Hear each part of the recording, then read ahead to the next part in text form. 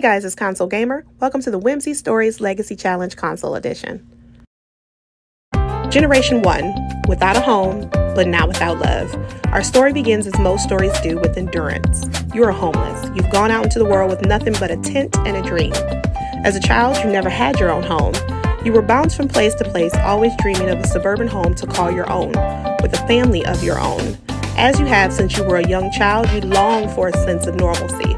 You are tired of everything around you being turbulent and broken, so you search for joy in the mundane. Life is lonely at first, but fortunately for you, you find love with another homeless sim. You have nothing, but it feels like absolutely everything with a partner by your side. You're carefree, nature-loving, and a naive dreamer. Some may call you a hippie, but you just call yourself happy. From the ground up, you create candles, fabricate your own furniture, and search dumpsters to make it by. Eventually, you have a home of your own, built by your own two hands. A tiny home. But not only is this a tiny home, but it's a suburban tiny home. Your dream is finally realized. You will stay in this comfy, small, shoebox-sized home for the rest of your life, growing in your garden, raising your children, and selling all the things you make for an income at the local markets. All right, let's get started. Meet Asher Meadows, our sim for this challenge. For his aspiration, he has to be a master maker. They want to be an expert at fabrication, which plays into creating all of our furniture for our home, so that's great. They have to have the loves outdoors trait, which makes it wonderful to be homeless in the beginning, and in a tiny house, you're going to spend more time outside than inside, so that's great. Plus the perk to all of our skills like fishing and gardening. Being a freegan is great too, because we'll be dumpster diving, recycling products, reusing things, not buying so much. So that makes this trait is excellent too. But the third trait is up for grabs. We can grab whatever we want. Since the third trait is freely chosen, it's not in the rules given a third trait. I take my time trying to find one that fits with the character we're building. And I really like the maker trait. And if I make something that's not great, he won't be sad about it. So I'm looking at that trait, and I'm also looking at recycle disciple, with us getting the bits and pieces and fabricating stuff and digging in dumpsters. That will come into play, but I ended up using the maker trait. According to the rules, we have to have 3 tattoos. So I pick out 3 small ones. I could really care less if the character had tattoos or not. But since it's in the rules, we go ahead and check that off the list. We're going through our checklist. On the side, you'll see we have to find love, why homeless, name all our children after nature, which is why our name is Asher Meadows. I thought that was really cool. Live in a suburban style tiny house for our adult life, but we can upgrade from micro when we hit an adult if I want to. I'm not sure if we are, but we'll think about it. We'll need a healthy garden. We're going to have our tiny house full of plants. That's going to be unique. Master our fabrication, handiness, and wellness skill. Fabrication and handiness I get, but wellness, okay. They gave us the 2 traits, our aspiration. We're going to be self-employed, and we're going to not wear a lot of makeup. And I guess once they move into the house and start getting money, we'll change our look to something very casual and probably eco-friendly. As in the description, most people call them hippies. So that's the style I'm going to go for with their clothing. We made this. His spouse, she'll be really into the gardening and the knitting and the cross-stitching, which I think would be great. So, yeah. We chose those pants from Strangerville and that shirt from Werewolves. Werewolves also has tennis shoes that have the front like really torn up, like these are the shoes. This is going to be his everyday look for when he's out and about. I think this challenge is fun because I love a rags to riches with the idea of staying in that tiny house, and I like the added unspoken challenge of mostly what you have is from your home, from what you made. I like that. The only thing that would take this a step further if we were living on a farm, which we're not going to do, but I like the idea of crafting our furniture, dumpster diving for furniture, making your clothes, painting your pictures for your wall, little things like that. So I love that part of the challenge. This other shirt is from Werewolves as well. They have really good clothes for this challenge, which is rare. Some challenges are harder to do on console because of looking for the clothes to fit the challenge. Like the decades challenge is a really hard one to do on console because as you go through the decades, everyone isn't always covered. So, and you don't do CC and mods on console. Not So Berry got a bit easier with the newer packs coming out. I see that they tend to put a lot of the Not So Berry generation colors in the newer clothes, so I like that because there's more options. We are in our sports category. These are from Island Living, the first pair of shorts, but we're gonna go ahead and do these. The Island Living shorts are some of my favorite. If you're gonna go swimming, just jump in with your shorts on.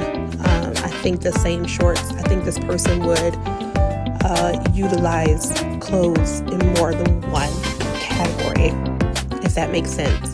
So like if these are my swim shorts, then these probably are my go to bed shorts or whatever, or shorts I wear in the summer.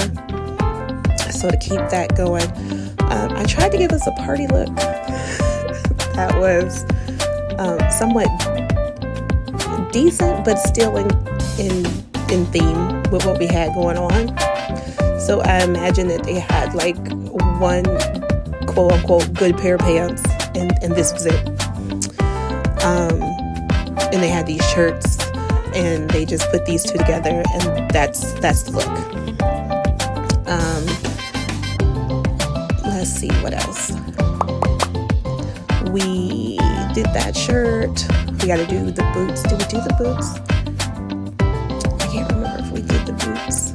And I love this challenge because it does say you can start with a tent, but you don't have to start with a tent. I don't think I started with a tent. I think we didn't, because dumpster diving has gotten so much better as they've added new content to the game.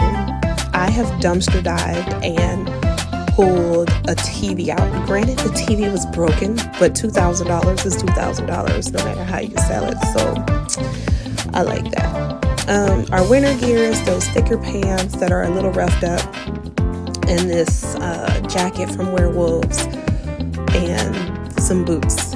And that's our winter look for being out in the cold. Hopefully we're not still homeless when it's winter, but if it is, we'll be dressed accordingly. Let's see. All of our looks are pretty good. Summer, we're going to use the same shorts we used for active wear, because obviously that makes sense. In the summer, I think I have him being barefoot. Nighttime, it's just pretty much just whatever. Just put on some clothes. It's not meant to be aesthetically pleasing. He's not going to the gym. We're not going to use other lots to take care of our needs as far as potty hygiene. We can eat if we have money and we can buy food, then feel free to use stalls or whatever, but we won't be showering at anybody's place or gyms, and we won't potty at anyone's place or gym. So our first priority is going to be to get enough money to get the bush and a tent or a sleeping bag and a cooler, probably one of those outdoor showers, so we can have those things. But thankfully, the outdoors trait and the dumpster diving trait will make it so that when they're uncomfortable from dumpster diving and they're smelly, those two traits typically override, and you're still happy despite that uncomfortable. You get a happy boost, so it overrides everything else. So let's see if it works. All right, here's our lot. We can start with a tent and a dream, but I decided to create our lot. We're going to not put items on the lot because we're going to move in with $0. But what we're going to do is cover the lot full of free debug, which means it doesn't change the lot's value.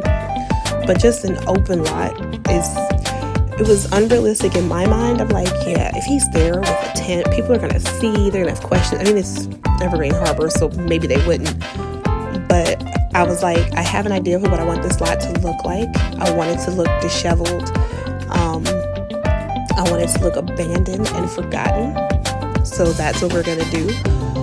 We're going through debug, and everything I selected from debug is absolutely free, which means even when I change the lot later to start building our dream home, I will not receive any money back for these purchases. Our current lot value is $0, and I keep that up in the top left corner so you can see that no matter what I add to the lot, it does not change the lot value.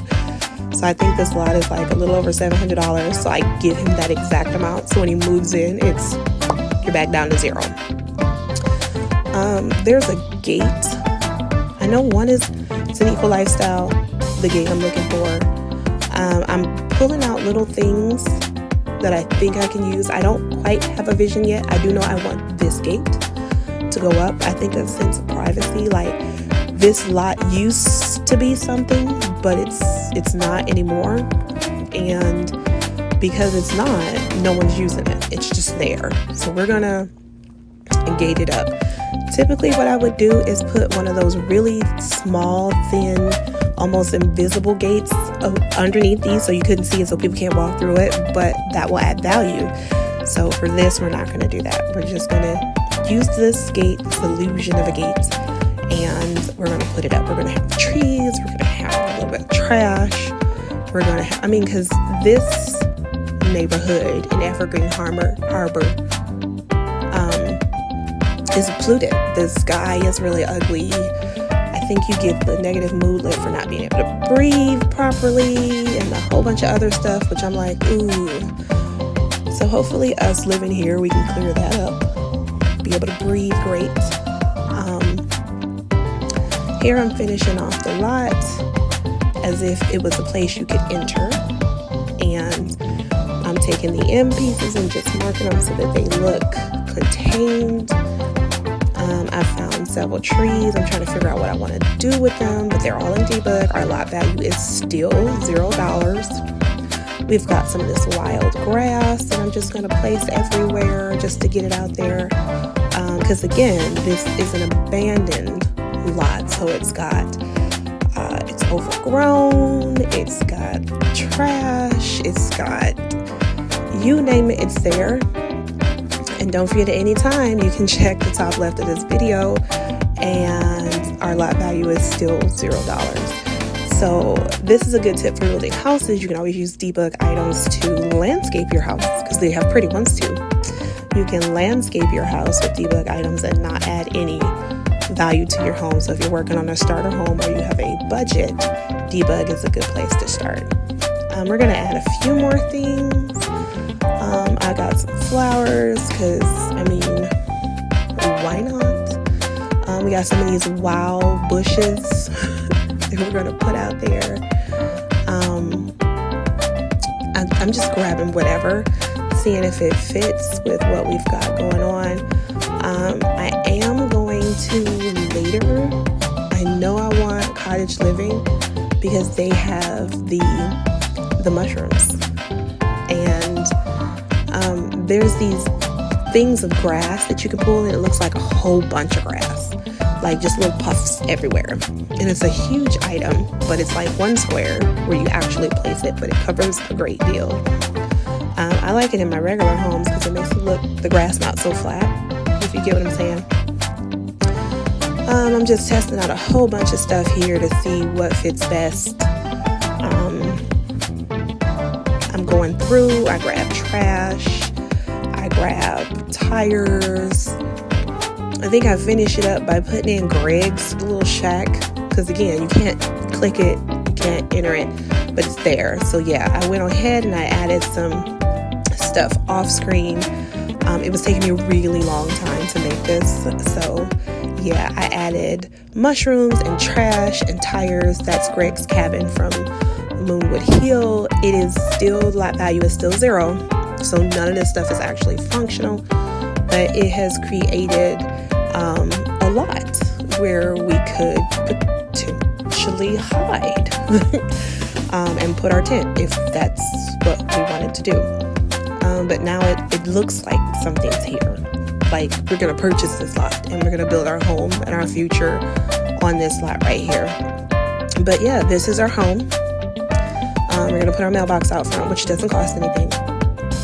We don't put a trash can here, but it is what it is. Again, the lot value is still $0. We're gonna put traits on the house.